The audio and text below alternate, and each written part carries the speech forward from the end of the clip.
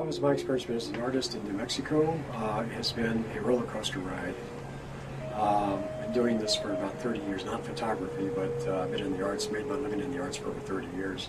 And I've seen cycles. It's difficult, especially if you commit to doing it full time and this is your sole source of income. There's a lot of pressure, but it's a calling, and as long as I feel called to do it, I'll do it.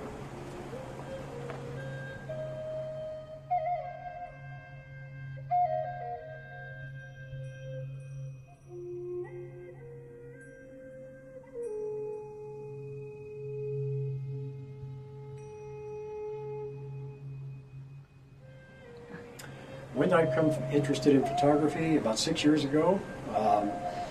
I picked up a camera. It was my first real digital camera, and started taking pictures with it for other reasons. And all of a sudden I realized this camera was taking images that were what I saw in my mind's eye. And I became hooked and started to pursue that, and eventually after 6 months, I wound up showing in galleries.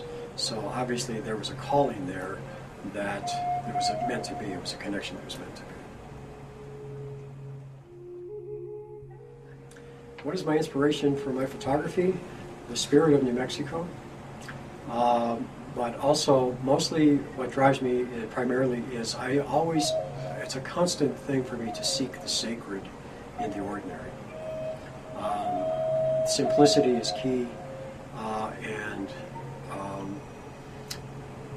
truly the simplicity speaks volumes. And when you learn to look in those terms, you really start to see things that you never ever noticed before, which even enhances the beauty even more. But I would say New Mexico is my inspiration.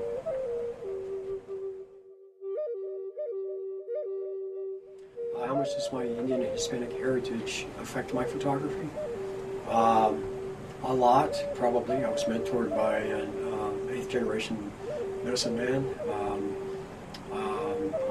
He shared a great deal of information with me, taught me basically the meaning of life, and I try to convey that through my camera as best I can.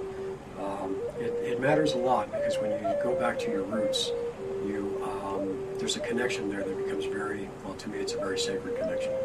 And that can't help but flow through your artwork, which is what we artists do. Our job is to take the invisible and make it visible somehow, so others can appreciate or maybe relate to it in another way.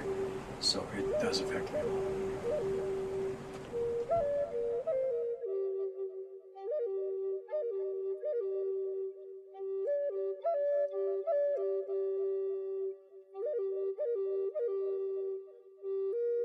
My message to give to photographers, beginning photographers particularly, emerging photographers, be true to yourself.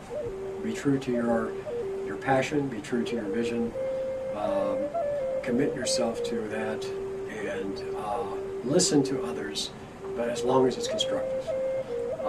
Surround yourself with those who are constructive, who are positive. All of these will nurture and help you find your way, because it is a journey to find your voice, and it takes time, and it's a very, very fragile thing at first, but you have to be thick-skinned and just be dedicated and committed to what you do, and your voice will come.